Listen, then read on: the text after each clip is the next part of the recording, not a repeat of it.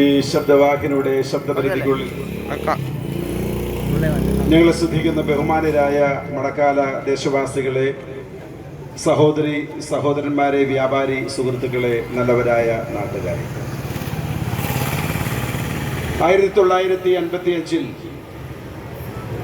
തിരുവല്ലായിൽ കേവലം 5 പേർ ഉൾക്കൊള്ളുന്ന ഒരു ചെറിയ സമൂഹം പ്രാർത്ഥിച്ചാരംഭിച്ച് ഇന്ന് ലോകവ്യാപകമായി ലോകത്തിലെ എല്ലാ രാജ്യങ്ങളിലും പടർന്ന് പന്തലിച്ച അവിസ്മരണീയമായ ഒരു യുവജന പ്രസ്ഥാനമാണ് ക്രിസ്ത്യൻ ഇവാഞ്ചലിക്കൽ മൂവ്മെന്റ്. ആ ക്രിസ്ത്യൻ ഇവാഞ്ചലിക്കൽ മൂവ്മെന്റിന്റെ സംസ്ഥാന തലത്തിലുള്ള ഒരു ത്രിദിന സമ്മേളനം മണക്കാല ഫെയ്ത്ത് തിയോളജിക്കൽ സെമിനാരിയിൽ വെച്ച് നടന്നു വരികയാണ്. ദൈവത്തിന്റെ നാട് എന്നറിയപ്പെടുന്ന ഈ സംസ്ഥാനത്ത്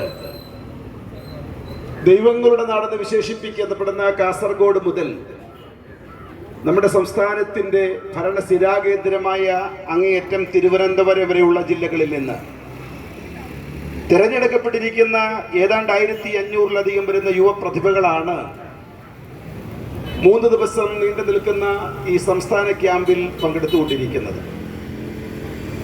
ഇന്ത്യ എന്ന മഹാരാജ്യത്തിന്റെ വ്യത്യസ്ത സംസ്ഥാനങ്ങളിൽ നിന്ന് ഈ സമ്മേളനങ്ങളിൽ പങ്കെടുക്കേണ്ടതിനായി പ്രതിനിധികളായി പല പ്രിയപ്പെട്ടവരും എത്തിച്ചേർന്നിട്ടുണ്ട് എന്നുള്ളത് പ്രസ്താവ്യമായ മറ്റൊരു കാര്യം കൂടെയാണ്. അങ്ങനെ ഏതൊരു വിധത്തിലും ഈ കാലഘട്ടത്തിന്റെ പ്രതീകമെന്ന് വിശേഷിപ്പിക്കാവുന്ന ഒരുപറ്റം യുവജനങ്ങൾ ലോകരക്ഷകനായ യേശുക്രിസ്തുവിൽ കൂടെ മാനവ സമൂഹത്തിന് ലഭിക്കുവാൻ വേണ്ടി പോകുന്ന ആത്മരക്ഷയെ സംബന്ധിച്ച് മണക്കാലയോട് ഒരിക്കൽ കൂടെ പ്രസംഗിക്കേണ്ടതിനായി ഇവിടെ എത്തിച്ചേർന്നിരിക്കുകയാണ്. മണക്കാലയുടെ ഹൃദയഭാഗത്ത് കാലൂന്നി നിന്ന് ഈ സുവിശേഷം നിങ്ങളോട് പ്രസംഗിക്കുമ്പോൾ എൻ്റെ മനസ്സിലേക്ക് വരുന്ന മറ്റൊരു കാര്യം, ഏതാണ്ട് 1970-കളിൽ ഇവിടെ നടന്ന മറ്റൊരു പരസ്യയോഗമാണ്. കർത്താവിൽ പ്രശസ്തനായ ദൈവദാസൻ പാസ്റ്റർ ടി ജി കോശിയും പി ജി ജേക്കബും സംയുക്തമായി 70-71-കളിൽ ഇവിടെ നടത്തിയ ഒരു പരസ്യയോഗം ഷാരൻ ഫെലോഷിപ്പിന്റെ ചരിത്രത്താളുകളിൽ പ്രസിദ്ധമാണ്. അത് കേവലം ഒരു കപലപ്രസംഗമായി ഒതുങ്ങി നിൽക്കാതെ വളരെ വേഗത്തിൽ പടർന്നു വന്നിരിക്കുന്ന ഒരു അഗ്നി പോലെ പത്തനംതിട്ട, കൊല്ലം ജില്ലകളെ മുഴുവൻ ആവഹിച്ച് ഇവിടങ്ങളെല്ലാം പടർന്ന് പന്തലിച്ച ഒരു മഹാപ്രസ്ഥാനമായി മാറി എന്നുള്ളത് ഇത്തരുണത്തിൽ ഓർത്തിരിക്കേണ്ട പ്രത്യേകമായ ഒരു കാര്യമാണ്.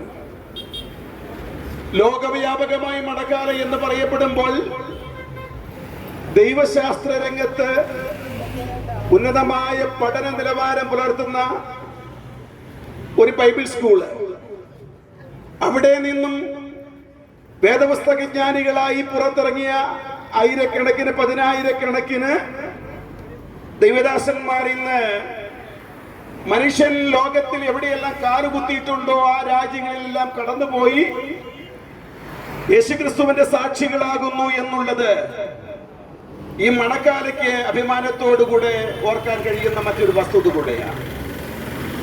അങ്ങനെ ഈ മണ്ണിൽ ഈ യുവജന പ്രസ്ഥാനത്തിന്റെ യുവകേസരികളായ ഒരുപറ്റ യുവജനങ്ങൾ അണിനിരന്ന് നിൽക്കുമ്പോൾ ചരിത്രത്തിന്റെ മറ്റൊരു നിമിഷമാണ് ഇവിടെ ആവർത്തിക്കപ്പെടുന്നത്. പ്രിയമുള്ളവരെ, വളരെ പരിമിതമായ സമയപരിധിക്കുള്ളിൽ ഈ യോഗത്തിന്റെ ഉദ്ദേശ ലക്ഷ്യങ്ങളെ സംബന്ധിച്ച് എനിക്ക് മുൻപായി ഇവിടെ സംസാരിച്ച ദൈവദാസൻ പറഞ്ഞതുപോലെ തന്നെ യേശുക്രിസ്തുവിന്റെ തിരുജനനം മാനവ സമൂഹത്തിന് എന്ത് സംഭാവനയാണ് നൽകിയിട്ടുള്ളത്, എന്തിനു വേണ്ടിയായിരുന്നു യേശുക്രിസ്തുവിന്റെ ജനനമെന്ന് മണക്കാലയോടെ ഒരിക്കൽ കൂടെ പ്രസംഗിക്കുവാൻ വേണ്ടിയാണ് ഞങ്ങൾ ഇവിടെ കടന്നു വന്നിരിക്കുന്നത്. ഒരു കാലഘട്ടത്തിൽ ലോകത്തെ മുഴുവൻ കിടകിട വിറപ്പിച്ച നെപ്പോളിയൻ ചക്രവർത്തി ലോകത്തോട് വിളിച്ചു പറഞ്ഞ ഒരു വാചകമുണ്ട്: 2 ശക്തികളെ ലോകത്തിനുള്ളൂ, അതൊന്ന് വാളും മറ്റൊന്ന് തൂലികയുമാണ്. പടവാൾ ഉയർത്തി പടനടത്തി ചരിത്രത്തിൽ വിരോധികാസം തുന്നിച്ചേർത്ത മഹാന്മാരുടെ നീണ്ട നിര തന്നെയുണ്ട് ഇവിടെ. അവർ ഉയർത്തിയ പടവാളിന്റെ വേദന പാവപ്പെട്ടവൻ തിരിച്ചറിഞ്ഞു. നിരപരാധിയുടെ രക്തം നെടുനീളത്തിൽ ഈ രണഭൂമിയിലൂടെ പതഞ്ഞൊഴുകിയപ്പോൾ അതിന് നേതൃത്വം നൽകിയ നേതാക്കന്മാർ ഉല്ലസിച്ചു.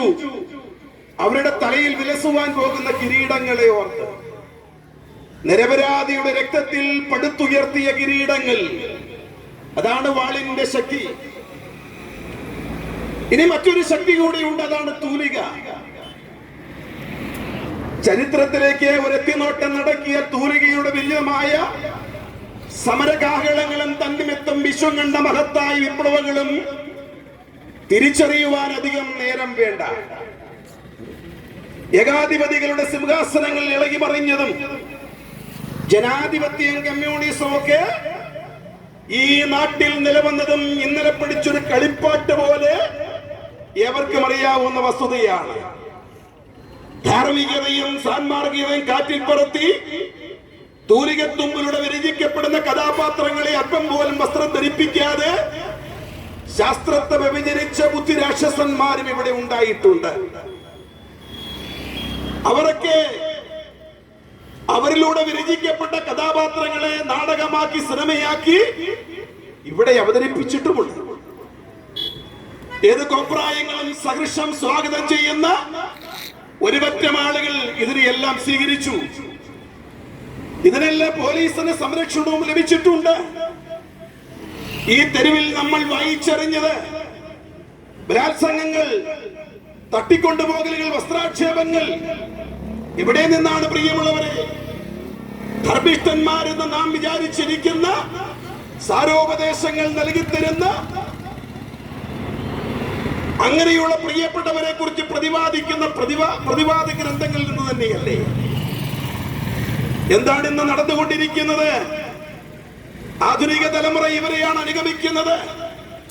മനുഷ്യ ചരിത്രത്തിലെ ആദ്യ സഹോദരൻ തന്റെ സഹോദരനോട് ചെയ്തതുപോലെ ഒരമ്മയുടെ ഉദരത്തിൽ നിന്നും മുൻപിലും പിറകിലുമായി ഇറങ്ങി വന്ന സഹോദര നേരെ നിറയഴിക്കുവാൻ ഒരു ദാക്ഷിണ്യവും കാണിക്കാത്ത മറ്റൊരു തലമുറ. അപ്പനെ നേരെ പടവാൾ ഉയർത്തി അംശാലോമിന്റെ പിന്തലമുറക്കാർ, സ്വന്തം ബന്ധുമിത്രങ്ങൾക്ക് നേരെ പേർത്തും ശരവർഷം നടത്തിയ അർജുനന്റെ പിന്തലമുറക്കാർ. ഇവർക്ക് ആവശ്യം സാവധാനതയല്ല, ക്രൂരതയാണ്. ഇവർക്ക് ആവശ്യം സന്തോഷമല്ല, രക്തച്ചൊരിച്ചിലുകളാണ്. അത് ഈ കാലഘട്ടത്തിന്റെ ഒരു പ്രത്യേകതയായി മാറിക്കൊണ്ടിരിക്കുന്നു എന്നുള്ളത് ഞാൻ പറയാതെ നിങ്ങൾക്കറിയാവുന്ന വസ്തുതയാണ്. മതസൗഹാർദ്ദം ഊട്ടി വളർത്തി വർഗീയതയെ തച്ചുടച്ച് പെറ്റു വളർത്തിയ സ്വന്തം നാടിനെ കൺമണി പോലെ സൂക്ഷിക്കുവാൻ ആഹ്വാനം നൽകി തന്ന ഒരു പറ്റം രാഷ്ട്രീയ പ്രബുദ്ധതയുള്ള നേതാക്കന്മാരുടെ നാട്ടിലാണ് നാം ഓരോരുത്തരും ജീവിക്കുന്നത്. ഇങ്ങനെയുള്ള ഒരു പ്രത്യേക പശ്ചാത്തലത്തിലാണ് ശരൺ ഫെലോഷിപ്പ് ചർച്ച് അതിന്റെ യുവജന വിഭാഗം സംസ്ഥാന വ്യാപകമായി തെരഞ്ഞെടുക്കപ്പെട്ട പ്രതിനിധികളുടെ ഒരു മഹാസമ്മേളനം മടക്കാലയിൽ വെച്ച് കൂടുന്നത്. അതും ഇന്ന് ഡിസംബർ മാസം 25-ാം തീയതിയാണ്.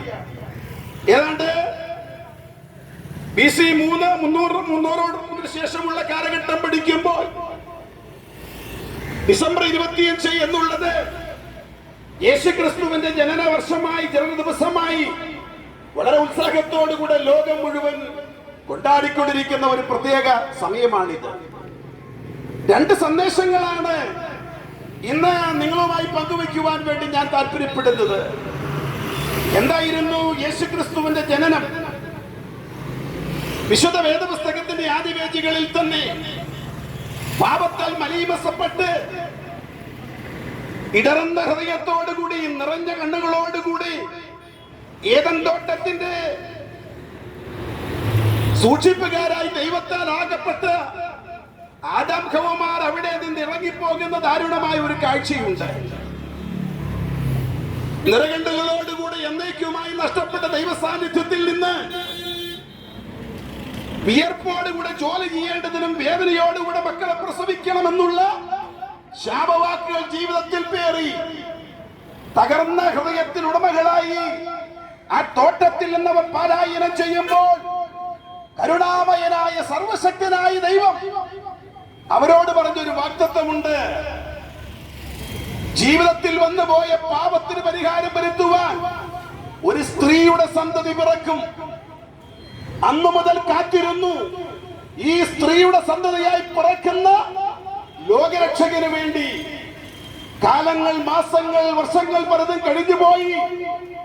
മനുഷ്യന്റെ കാത്തിരിപ്പിന് ആ കാലഘട്ടങ്ങളിൽ ഒരു ഉത്തരം കാണുവാനിടയായി തീർന്നില്ല. ഏതാണ്ട് 700 യേശുക്രിസ്തുവിന്റെ ജനനത്തിന് 700 വർഷങ്ങൾക്കപ്പുറത്ത് ദാർശനികനായ യെശയ്യാവ് ഇപ്രകാരം യഹൂദ ജനത്തെ നോക്കി ലോകത്തോട് പ്രവചിച്ചു. ഒരു ലോകരക്ഷകന് ലോകത്തിലേക്ക് വരുവാൻ വേണ്ടി പോകുകയാണ്. യേശുക്രിസ്തുവിന്റെ ജനനത്തിന് 550 വർഷങ്ങൾക്ക് മുമ്പ് ജീവിച്ചിരുന്ന മീഖായി എന്ന പ്രവാചകൻ വിളിച്ചു പറഞ്ഞു, അവൻ ജനിക്കുവാൻ വേണ്ടി പോകുന്നത് ബെത്ലഹേം എന്നൊരു പട്ടണത്തിലായിരിക്കും. ബെത്ലഹേം എന്നൊരു പട്ടണം എന്ന് പറയുമ്പോൾ ചുണ്ണാമ്പ് കല്ലുകളാൽ ധാരാളം കാണപ്പെടുന്ന 2500 താഴെ മാത്രം ആളുകൾ പാർത്തിരുന്ന ഒരു കൊച്ചു ഗ്രാമമായിരുന്നു അത്.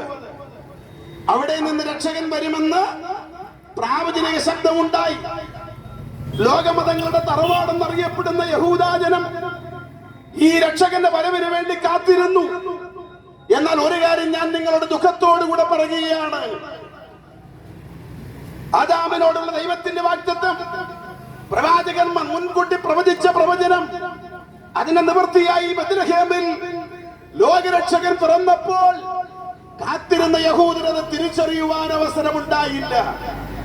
എന്തായിരുന്നു യേശുക്രിസ്തുവിന്റെ ജനനം? യേശുക്രിസ്തുവിന്റെ ജനനം ആദാമിനോടും ഹവ്വയോടുമുള്ള ദൈവിക വാഗ്ദത്തങ്ങളുടെ നിവൃത്തീകരണമായിരുന്നു. പ്രിയമുള്ളവരെ, യേശുക്രിസ്തു ജനിക്കുന്നതിന് 550 വർഷങ്ങൾക്കപ്പുറത്ത് ചൈനയിൽ കൺഫ്യൂഷ്യസ് എന്ന് പറയപ്പെടുന്ന പ്രശസ്തനായ ഒരു ചരിത്രകാരൻ ജീവിച്ചിരുന്നു. അദ്ദേഹത്താൽ എഴുതപ്പെട്ട പ്രസിദ്ധമായ ഒരു ഗ്രന്ഥമാണ് അനലക്സ്. അദ്ദേഹം ലോകത്തോട് വിളിച്ചു പറഞ്ഞു, ലോകത്തിനൊരു മഹാരക്ഷകൻ ഉദയം ചെയ്യുവാൻ വേണ്ടി പോകുന്നു. ലോകത്തിന്റെ രക്ഷകനായി പിറക്കുന്ന ആ മഹാരക്ഷകൻ ചൈനയിൽ നിന്നൊരിക്കലും ഉടലെടുക്കുകയില്ല. എങ്കിലും അദ്ദേഹത്തെ ആശ്രയിച്ചിരുന്ന, വിശ്വസിച്ചിരുന്ന ചരിത്രകാരന്മാർ അനലസ് ഗ്രന്ഥത്തിൽ രേഖപ്പെടുത്തിയിരിക്കുന്ന ലോകരക്ഷകന്റെ വരവിന് വേണ്ടി കാത്തിരുന്നു. അതുപോലെ തന്നെ ഗ്രീസ് സാമ്രാജ്യം നമുക്കറിയാം. ലോകത്തിന് തത്വചിന്തയുടെ ആദിപാഠങ്ങൾ പഠിപ്പിച്ച് ലോക തത്വചിന്തയുടെ തലത്തൊട്ടപ്പുറം എന്നറിയപ്പെട്ടിരുന്ന ഒരു പറ്റം തത്വചിന്തകന്മാർക്ക് ജന്മം നൽകിയ നാടാണ്. അവിടെ ജീവിച്ചിരുന്ന പ്ലേറ്റോ എന്ന് പറയപ്പെടുന്ന പ്രസിദ്ധനായ എഴുത്തുകാരൻ. അദ്ദേഹത്തിന്റെ പ്രസിദ്ധമായ പുസ്തകമാണ് റിപ്പബ്ലിക് എന്ന പുസ്തകത്തിൽ യേശുക്രിസ്തു ജനിക്കുന്നതിന് 400 വർഷങ്ങൾക്ക് മുമ്പ് താൻ എഴുതി വെച്ചൊരു പ്രധാനപ്പെട്ട കാര്യമുണ്ട്. ലോകത്തെ മുഴുവൻ രക്ഷിക്കുന്ന അവിസ്മരണീയമായ നേതൃത്വം നൽകുന്ന ഒരു മഹാരി ലോകത്തിലേക്ക് ഇറങ്ങി വരും. പക്ഷേ അതൊരു ഗ്രീക്കുകാരനായിരിക്കില്ല. വീണ്ടും അദ്ദേഹം കുറിച്ചു വെച്ചു, ലോകം മുഴുവൻ ഗ്രീക്ക് തത്വചിന്തയാണ് നമ്മൾ പഠിപ്പിച്ചതെങ്കിൽ നമ്മൾ പഠിപ്പിച്ച തത്വചിന്തയെ മാറ്റിമറിച്ച് ഇന്ന് വരെ ലോകം കാണാത്ത ഒരു പുതിയ തത്വചിന്ത ലോകത്തിന് പ്രദാനം ചെയ്യുന്ന ഒരു രക്ഷകൻ ഈ ലോകത്തിലേക്ക് ഇറങ്ങി വരും. പ്രിയമുള്ളവരെ, നിയമ സംവിധാനങ്ങൾ, അതിന്റെ ആദിപാഠങ്ങൾ ലോകത്തെ പഠിപ്പിച്ച രാഷ്ട്രമാണ് റോമാ സാമ്രാജ്യം. ആ റോമാ സാമ്രാജ്യത്തിൽ ജാസിറ്റസ് എന്ന് പറയപ്പെടുന്ന പ്രസിദ്ധനായ ഒരു മനുഷ്യൻ ഉണ്ടായിരുന്നു. അദ്ദേഹം തന്റെ രേഖകളിൽ എഴുതി വെച്ചു, ഹിസ്റ്ററി എന്ന് പറയപ്പെടുന്ന പുസ്തകത്തിൽ, ഈ ലോകത്തിന് രക്ഷകനായ ഒരു മനുഷ്യൻ പറക്കും. എന്നാൽ അവൻ ഒരിക്കലും ഒരു റോമാക്കാരനായിരിക്കയില്ല. മനുഷ്യൻ ജീവിക്കുന്ന സകല രാജ്യങ്ങളിലും നിയമ സംവിധാനം അത് പടർന്നു പന്തലിക്കേണ്ടതിന് അതെല്ലാം പഠിപ്പിച്ചു കൊടുത്ത നമ്മുടെ ഈ നിയമ സംവിധാനത്തിന്റെ പോരായ്മകളെ എന്നേക്കുമായി തുടച്ചു മാറ്റി ഒരു രാഷ്ട്രതന്ത്രജ്ഞനും ഒരു പൊളിറ്റീഷ്യനും മനസ്സിലാക്കാത്ത ഒരു പുതിയ നിയമ സംവിധാനം ലോകത്ത് കൊണ്ടുവരുന്ന ഒരു രക്ഷകൻ ജനിക്കുവാൻ വേണ്ടി പോകുകയാണ്. എന്നെ കേൾക്കുന്ന വാത്സല്യ സഹോദരങ്ങളെ, മടക്കാലയിലെ വ്യാപാരി സുഹൃത്തുക്കളെ, നല്ലവരായ ദേശവാസികളെ, എന്തായിരുന്നു യേശു ക്രിസ്തുവിന്റെ ജനനം? 4 കാര്യങ്ങളാണ് ഞാൻ നിങ്ങളോട് ഓർപ്പിക്കുവാനിടയായി തീർന്നത്. യേശു ക്രിസ്തുവിന്റെ ജനനം ആദാമിനോടും ഹവ്വയോടുമുള്ള പ്രവചനങ്ങളുടെ നിവൃത്തിയായിരുന്നു. യേശു ക്രിസ്തുവിന്റെ ജനനം കൺഫ്യൂഷൻ എന്ന ചരിത്രകാരന്റെ ചരിത്ര നിരൂപണങ്ങളുടെ പൂർത്തീകരണമായിരുന്നു. പ്ലേറ്റോ എന്ന് പറയുന്ന തത്വസംഹിതക്കാരന്റെ അദ്ദേഹത്തിന്റെ വാചകമായിരുന്നു. ടാഡിറ്റസിന്റെ എഴുത്തുകുറിപ്പുകളിൽ കാണാൻ കഴിയുന്നതായിരുന്നു.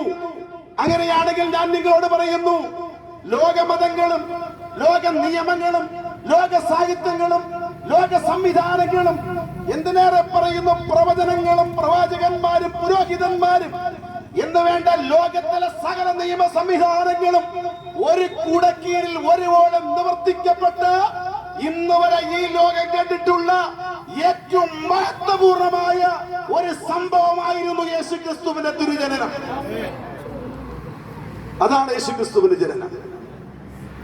ഒരു കാര്യം കൂടെ പറഞ്ഞ് ഞാൻ പ്രഭാഷണത്തിന് ഫുൾ സ്റ്റോപ്പ് ഇടുവാൻ വേണ്ടി താല്പര്യപ്പെടുകയാണ്. എന്തിനായിരുന്നു യേശു ക്രിസ്തു ജനിക്കുവാനിടയായി തീർന്നത്? ഉരുക്കുമുഷ്ടി കൊണ്ട് ലോകത്തെ അടക്കി ഭരിച്ച നെപ്പോളിയൻ ചക്രവർത്തി ഒരിക്കൽ ഒരു രാജ്യത്തെ ആക്രമിക്കുവാൻ വേണ്ടി സൈന്യ സമേതനായി കടന്നു പോവുകയാണ്. അങ്ങനെ വിശാലമേറിയ ഒരു സ്ഥലത്ത് അവർ ഒരുമിച്ച് പാളയമിറങ്ങിയിരിക്കുകയാണ്. സൈന്യാധിപനായ നെപ്പോളിയൻ തന്റെ സൈന്യത്തിന് 2 ശ്വാസം നൽകി. ഇന്ന് രാത്രി നാം ഇവിടെ പാളയമിറങ്ങിയിരിക്കുന്ന കാര്യം ശത്രു രാജ്യം അറിയരുത്. ഒരു പടയാളിയുടെയും കൂടാരത്തിനകത്തു നിന്ന് ഒരു മെഴുകു തിരുനാളം പോലും പുറത്തു കാണരുത്.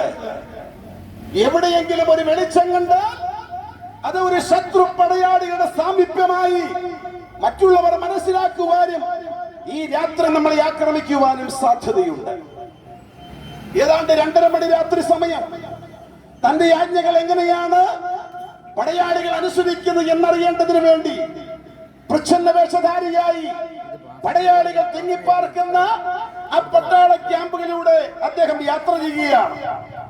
അങ്ങനെ അദ്ദേഹം യാത്ര ചെയ്ത് പോകുമ്പോഴാണ് ഒരു കൂടാരത്തിന്റെ ഉള്ളിൽ നിന്നും ഒരു ചെറിയ മിന്നാമിനുങ്ങിന്റെ വെളിച്ചം കണ്ടു. തന്റെ ആജ്ഞ ലംഘിച്ച് ആരാണ് ഈ വെളിച്ചം തെളിക്കുന്നത് എന്നറിയേണ്ടതിനായി ആ മനുഷ്യൻ അവിടേക്ക് കടന്നു ചെന്നു. അപ്പോഴാണ് തനിക്ക് മനസ്സിലായത്, ഒരു പടയാളി ഒരു പേപ്പർ കഷണത്തിൽ എന്തൊക്കെയോ കുറിച്ചു വെച്ച് ഒരു മെഴുകുതിരി അതിന്റെ മുൻപാകെ കത്തിച്ചു വെച്ച് താൻ ആ പേപ്പർ കഷണത്തിന് മുൻപിൽ മുട്ടുകുത്തി നല്ലതുപോലെ ഉറങ്ങുകയാണ്. പടയാളി അറിയാതെ കൂടാരത്തിനകത്ത് കയറി അവിടെ എഴുതിയിരിക്കുന്ന പേപ്പർ എന്താണെന്ന് അറിയേണ്ടതിന് വേണ്ടി നെപ്പോളിയൻ ചക്രവർത്തി ആ എഴുതിയിരിക്കുന്നതെല്ലാം വായിച്ചു. അപ്പോൾ അദ്ദേഹത്തിന് ഒരു കാര്യം മനസ്സിലായി. ആ പടയാളി എഴുതിയിരിക്കുകയാണ്, എന്റെ ജീവിതത്തിൽ ഇന്ന് വരെയും ഞാൻ കൊടുത്തു തീർക്കുവാനുള്ള കടങ്ങൾ, കടം കൊടുക്കുവാനുള്ളവരുടെ പേരുകൾ, കൊടുക്കുവാനുള്ള തുക, അതെല്ലാം ഓരോന്നോരോന്നായി എഴുതി വെച്ച ശേഷം അവസാനമായ പടയാളി ഇപ്രകാരം എഴുതി വെച്ചിരിക്കുകയാണ്, എന്നെ വിറ്റ് കഴിഞ്ഞാൽ, എന്റെ കുടുംബത്തെ വിറ്റ് കഴിഞ്ഞാൽ, എന്റെ വീട് വിറ്റ് കഴിഞ്ഞാൽ, എന്റെ വസ്തുവക വിറ്റ് കഴിഞ്ഞാൽ, എനിക്കുള്ളത് മുഴുവൻ വിറ്റ് കഴിഞ്ഞാലും എന്റെ കടം തീർക്കാൻ പറ്റില്ല. പിന്നെ ആരാണ് എന്റെ ഈ കടം തീർക്കുന്നത്? എന്റെ കടം തീർക്കുവാൻ ഒരു മാർഗവും ഞാൻ കാണുന്നില്ല. കിഴക്കേ ചക്രവാളത്തിൽ ഉദയസൂര്യൻ ഉദിച്ചുയരുന്നതിന് മുൻപായി എന്റെ കടം കൊടുത്തു തീർക്കുവാൻ നിർവാഹമില്ലാത്തത് കൊണ്ട് ഞാൻ ഈ ലോകത്തോട് എന്നേക്കുമായി യാത്ര പറയുകയാണ്. നെപ്പോളിയൻ ഇതെല്ലാം വായിച്ച ശേഷം ചെയ്ത കാര്യം എന്താണെന്നറിയാമോ? ആത്മഹത്യക്കുറിപ്പ് എഴുതി വെച്ച പടയാളിയെ നിരാശനാക്കാതെ അത് എഴുതുവാൻ വേണ്ടി താൻ ഉപയോഗിച്ച അതേ പേന ഉപയോഗിച്ച് അതിന്റെ അടിയിൽ എഴുതി വെച്ചു, അല്ലയോ പടയാളി, നിന്റെ കടം തീർക്കുവാൻ നിനക്കോ നിന്റെ കുടുംബത്തിനോ നീയുമായി ബന്ധപ്പെട്ട സംവിധാനങ്ങൾക്കോ സാധിക്കുന്നില്ല. പക്ഷേ നെപ്പോളിയൻ എന്നൊരാൾ ഇവിടെ ജീവിച്ചിരിക്കുന്നുണ്ടെങ്കിൽ നിന്റെ കടൻ നെപ്പോളിയൻ തീർക്കും. എന്നെ കേൾക്കുന്ന വാത്സല്യ പ്രിയമുള്ളവരെ, എന്തിനാണ് ഈ സംഭവം ഞാൻ നിങ്ങളെ ഓർപ്പിക്കുവാനിടയായി തീർന്നത്? ആധുനിക മനുഷ്യൻ അനുഭവിച്ചുകൊണ്ടിരിക്കുന്ന ഏറ്റവും കാതലായ പ്രശ്നം എന്നുള്ളത് അവന്റെ പാപപ്രശ്നമാണ്. ഈ പാപപ്രശ്നം പരിഹരിക്കുവാൻ വേണ്ടി മതങ്ങൾ, പുരോഹിതന്മാർ, സംവിധാനങ്ങൾ എന്തെല്ലാം മാർഗങ്ങളാണ് നമുക്ക് നൽകി തന്നത്? യാഗങ്ങളിലൂടെയും യോഗങ്ങളിലൂടെയും അർപ്പണങ്ങളിലൂടെയും തർപ്പണങ്ങളിലൂടെയും തിരുനാളുകളിലൂടെയും പെരുന്നാളുകളിലൂടെയും പുണ്യയാത്രകളിലൂടെയും സംവിധാനങ്ങളെല്ലാം ഉണ്ടായിട്ടും മനുഷ്യന്റെ പാപത്തിന്റെ കടം തീർക്കുന്നതിൽ മതങ്ങൾ പരാജയപ്പെട്ടു. മനുഷ്യന്റെ പാപത്തിന് കടം തീർക്കുന്നതിൽ യാഗങ്ങൾ പരാജയപ്പെട്ടു, പുരോഹിതന്മാർ പരാജയപ്പെട്ടു, സംവിധാനങ്ങൾ പരാജയപ്പെട്ടു. മനുഷ്യവർഗത്തിന്റെ പാപം തീർക്കുന്നതിൽ പരാജയപ്പെട്ട മതസംവിധാനങ്ങളെയും പൗരോഹിത്യ വർഗത്തെയും നോക്കിക്കൊണ്ട് യേശു ഇപ്രകാരം വിളിച്ചു പറഞ്ഞു: കാൽവറിയുടെ മുകളിൽ മനുഷ്യവർഗത്തിന്റെ പാപങ്ങളുടെ പരിഹാരത്തിന് വേണ്ടി പരമയാഗമായി തീരുമ്പോൾ യേശു ഇപ്രകാരം വിളിച്ചു പറഞ്ഞു: സകലവും നിവൃത്തിയായി. എന്താണ് ആ വാക്കിന്റെ അർത്ഥമെന്നറിയാമോ?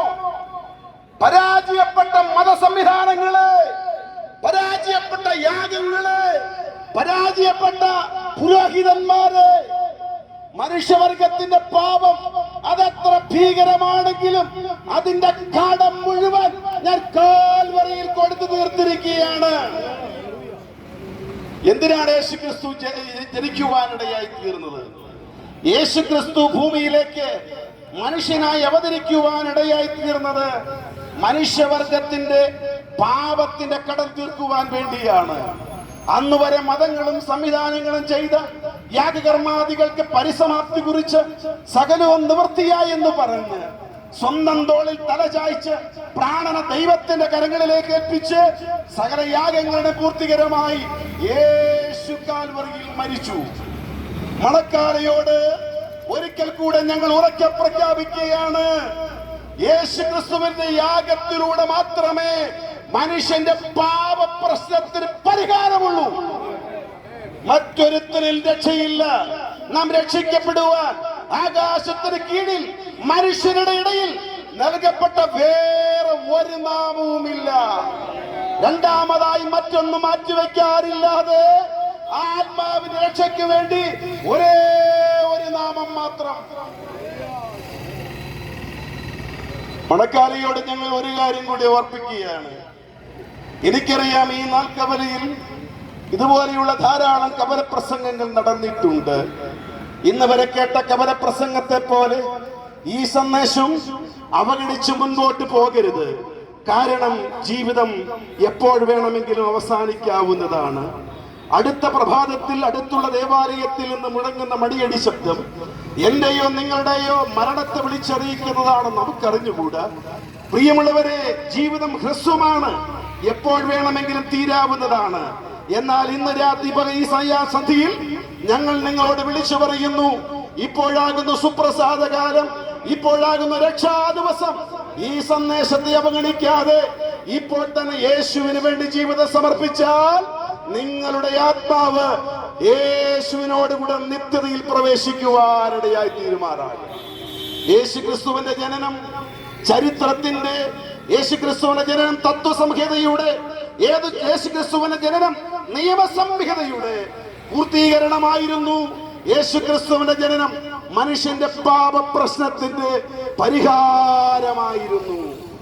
ഒരിക്കൽ കൂടെ രണ്ട് കള്ളന്മാരുടെ മധ്യത്തിൽ കാൽവറിയിൽ മരിച്ചവനായ യേശുക്രിസ്തുവിനെ, അടക്കപ്പെട്ടവനായ യേശുക്രിസ്തുവിനെ, മൂന്നാം നാൾ ഉയർത്തെഴുന്നേറ്റവനായ യേശുക്രിസ്തുവിനെ ഈ ദേശത്തിന് മുൻപാകെ ഞങ്ങൾ ഉയർത്തി കാണിക്കുകയാണ്. ഈ സന്ദേശം കേട്ടുകൊണ്ടിരിക്കുമ്പോൾ ഇവിടെ നിന്ന് നിങ്ങളുടെ വീടുകളിലേക്ക് പോകുന്നതിന് മുമ്പായി നിങ്ങൾക്ക് വേണ്ടി പ്രാർത്ഥിക്കുവാൻ ഞങ്ങൾക്ക് താല്പര്യമുണ്ട്. ഒരാളെങ്കിലും, നിങ്ങൾ ഏത് മതവിഭാഗത്തിൽപ്പെട്ടയാളാണെങ്കിലും, ഏത് വിദ്യാഭ്യാസ നിലവാരമുള്ളയാളാണെങ്കിലും, നിങ്ങൾ ഏത് ജോലി ചെയ്യുന്ന ആളാണെങ്കിലും ഉയർത്തിപ്പിടിക്കുന്ന കൊടിയുടെ കളർ എന്തു തന്നെ ആയിരുന്നാലും മനുഷ്യനായി പിറന്നവനാണോ, നിനക്കൊരു രക്ഷ ആവശ്യമാണ്.